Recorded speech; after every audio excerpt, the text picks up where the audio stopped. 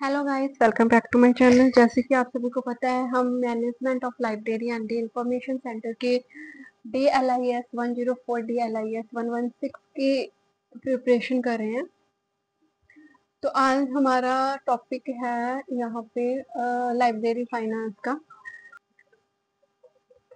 Library finance के discussion करेंगे, जहाँ पे सोर्स ऑफ फाइनेंस देखेंगे, बजट कैसे बनाते हैं, अकाउंट्स कैसे देखते हैं और cost effective and cost benefit analysis के बारे में बात करेंगे। So here is the library finance. Library finance क्या होती है? एक बैकबोन होती है किसी भी लाइब्रेरी मैनेजमेंट की। ठीक है, अब अगर फाइनेंस होएगा, अगर आपके पास कैपिटल होएगी, तभी आप एक लाइब्रेरी को एक्स्टेब्लिश कर सकोगे। वही कह रहे हैं, कहते हैं without proper fund no library acquire. ना तो उसको ऑर्गेनाइज कर सकते हैं, ना उसमें सर्विस प्रोवाइड करवा सकते हैं, है ना। Hence library need proper source of finance होना चाहिए, बजट होना चाहिए एंड उसका अकाउंटिंग का प्रोसीजर फॉलो करना चाहिए। ठीक है, हम देखते हैं कि source of finance for library क्या होते हैं, कहाँ से पैसा आता है। यहाँ पे आप देखते हैं कि वेरियस सोर्स हैं, उनकी टाइप्स देखते हैं। First one is the government grants. ठीक है, गवर्नमेंट ग्रांट्स देती है लाइब्रेरी को, जैसे कि पब्लिक लाइब्रेरी है in India are funded by कौन कौन क्या देती है, या तो स्टेट गवर्नमेंट या सेंट्रल गवर्नमेंट उसको फंड प्रोवाइड करवाती है। ठीक है, जैसे राजा राम मोहन राय लाइब्रेरी फाउंडेशन है, वो क्या करती है, gives financial assistance to the public library. ठीक है, तो ऐसे करके। या फिर क्या है, पेरेंट इंस्टीट्यूशन एकेडमिक लाइब्रेरी होती हैं जो रिसीव करती हैं फंड्स, कहाँ से, यूनिवर्सिटी से या फिर कॉलेज का जो बजट होता है यहाँ वहाँ से। जैसे यूनिवर्स ग्रांट कमीशन है, वो फंड प्रोवाइड करती है किसको, जो सेंट्रल यूनिवर्सिटीज होती हैं और देयर लाइब्रेरी, उनकी लाइब्रेरी के लिए। लोकल बॉडीज होती हैं, लोकल बॉडीज जैसे कि लोकल गवर्नमेंट अथॉरिटीज होती हैं, वो जो डिस्ट्रिक्ट या टाउन की लाइब्रेरी है उनको सपोर्ट करती है। म्यूनिसिपल कॉर्पोरेशन होती है, फंड्स आ सिटी पब्लिक लाइब्रेरी को फंड प्रोवाइड करती है। या फिर क्या होती है, लाइब्रेरी कुछ टैक्स होते हैं, some states impose a small tax for library development के लिए। ठीक है, जैसे कि तमिलनाडु और आंध्र प्रदेश में क्या है, हैबिट एक्ट होता है, यहाँ पे एक्ट होता है, एक्ट होता है। Next one is the donation.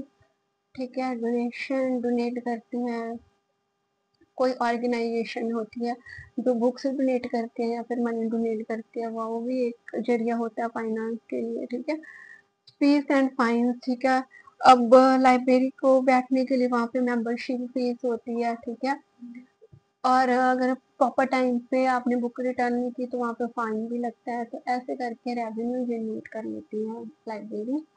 Then क्या है, project and the consultancy. Library में क्या होता है, रिसर्च लाइब्रेरी में अर्न थ्रो जो इनके प्रोजेक्ट होते हैं या कंसल्टेंसी होती है या अदर इंफॉर्मेशन सर्विस के थ्रू भी वो क्या रेवेन्यू अपना जनरेट कर लेती है। ये तो था फाइनेंस कैसे मैनेज होता है। नेक्स्ट हम देखते हैं कि बजट का क्या प्रोसीजर होता है लाइब्रेरी में।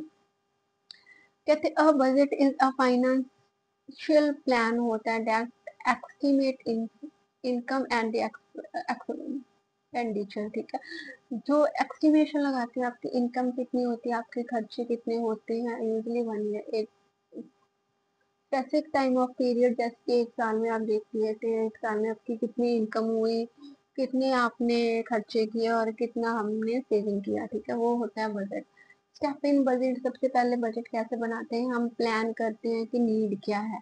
लाइब्रेरी में हम देखेंगे कि आप कौन सी बुक्स की आपको रिक्वायरमेंट है, देन हम प्रिपेयर करेंगे अपना बजट उसके अकॉर्डिंग। देन अप्रूवल होगी, अप्रूवल कौन करती है, अथॉरिटी ऑफ लाइब्रेरी। ठीक है, जो head of the library approval करता है, देन वो फंड्स को रिलीज करता है। देन फिर क्या होता है, control evolution.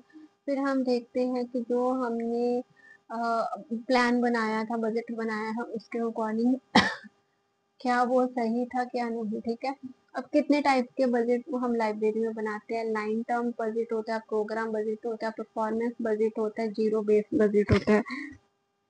Line up line item budget क्या होते हैं, जिसमें क्या करते हैं, एलोकेट करते हैं मनी अंडर फिक्स हेड, कि जिसमें बुक्स हो गई, सैलरी हो गया, मेंटेनेंस, मतलब जो फिक्स होएगा।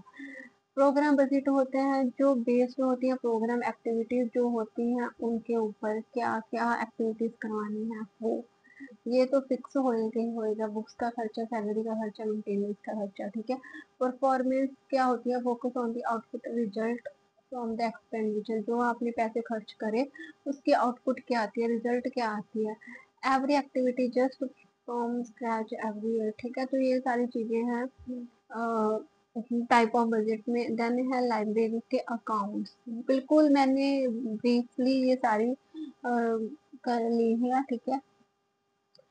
Then library must contain the accurate account, होना चाहिए इनकम का भी और जो उसके खर्चे हो रहे हैं उसका भी।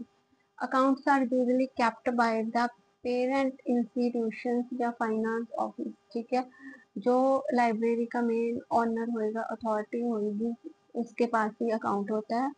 तो यहाँ पे रेगुलर अडल्टिंग मतलब ट्रांसपेरेंटिंग के लिए वहाँ पे क्या होते हैं, कॉन्फ्रेंस होती रहती है, मीटिंग्स होती रहती है, ठीक है। देन ए रिकॉर्ड इंक्लूड, जहाँ पे बिल्स होते हैं, रिसिप्ट होती हैं, स्टॉक रजिस्टर्स होते हैं, ठीक है, फाइन कलेक्शन एक्स्ट्रा। क्या मतलब है लाइब्रेरी अकाउंट का, यहाँ पे आप इस वाले एग्जाम्पल में आप देख सकते हो। कहते हैं अब college library maintain and session register, session register का आपको, अगर आपने मेरी प्रीवियस वीडियो देखी होगी तो उसमें आपने देखा था कि सेशन रजिस्टर कितना इम्पोर्टेंट होता है। एक यूनिक नंबर होता है, जितने भी लाइब्रेरी में डॉक्यूमेंट होते हैं हर एक बुक का एक यूनिक नंबर होता है, ठीक है। तो उससे क्या होते हैं कि शो करते हैं कि कितनी बुक्स आपने परचेज की है, कितना बिल आपने बनाया है, वो ऑडिटिंग के टाइम पे सब कुछ आपको दिखाना पड़ता है।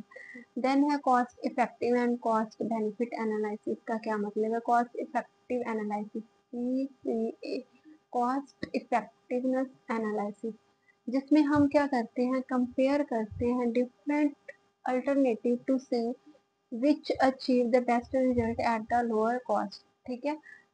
जैसे कि है कि whether the subscribe to costly general individual और गेट इट थ्रो, वो देखना है कि जो कॉस्ट मतलब जहाँ पे भी हमने कहीं पे इन्वेस्ट किया, ठीक है, तो आपने ये देखना है कि कहाँ से बेस्ट रिजल्ट आया। ऑनलाइन आपने ई बुक्स सेल करके ज्यादा मतलब आपको पैसे इनकम हुए, जनरेट हुए, बेनिफिट हुआ, ठीक है। तो ये सारी चीजें आपने देखनी होती है। देन आगे क्या है, कॉस्ट बेनिफिट एनालिसिस, ठीक है। कॉस्ट बेनिफिट एनालिसिस में क्या होता है, सी बी ए, कॉस्ट बेनिफिट एनालिसिस, जिसमें हम करते हैं, मेजर करते हैं value of the benefit receive against the cost spend, जितनी आपने कॉस्ट स्पेंड करी है उसका आपको बेनिफिट रिसीव हुआ है या नहीं हुआ, ठीक है, उसमें वो कंपैरिजन होता है। जहाँ तो बेनिफिट टेंजिबल फॉर्म में होता है जैसे कि बुक्स एंड जर्नल, या फिर इनटेंजिबल मतलब या फिर यूजर की सेटिस्फेक्शन देखते हैं, ठीक है। अब एग्जाम्पल क्या है, सपोज के लाइब्रेरी ने 1 लाख स्पेंड कर दिया ई रिसोर्सेज पे, ई बुक्स पे उसने स्पेंड कर दिया। कॉस्ट बेनिफिट एनालिसिस चेक करेगा कि whether user actually user those e resources whether benefit outweigh cost, मतलब देखेगा कि जो ऑनलाइन आपने बुक्स परचेज करी है वो एक्चुअली यूजर उसे यूज कर रहा है या नहीं, ठीक है। अभी तक आपका अभी तक का हमने जितना भी पढ़ा वो हम पढ़ लेते हैं। सोर्स ऑफ फंड्स हमने देखे थे, सोर्स ऑफ फंड्स में कौन कौन से फंड्स हैं, गवर्नमेंट देती है या उसके पेरेंट इंस्टीट्यूशन होता है या लोकल बॉडी या डोनेशन या फीस की तरफ, ठीक है। देन बजटिंग का प्रोसेस क्या होता है, प्लानिंग करते हैं, प्रिपेयर करते हैं, अप्रूवल करते हैं, एग्जीक्यूट करते हैं, देन कंट्रोल करते हैं। मेंटेन कैसे करते हैं हम अकाउंट्स को, इनकम देख के और एक्सपेंडिचर देख के और उसकी ऑडिटिंग करके, है ना। देन एवोल्यूशन देखते हैं, एवोल्यूशन हम दो तरह से देखते हैं, cost effectiveness and cost benefit, ठीक है। तो ये था आपका यूनिट नंबर 6। ऐसे ही अगर आपको मेरी वीडियो अच्छी लगी हो तो प्लीज़ मेरे चैनल को लाइक शेयर एंड सब्सक्राइब मत करना भूलना, ठीक है।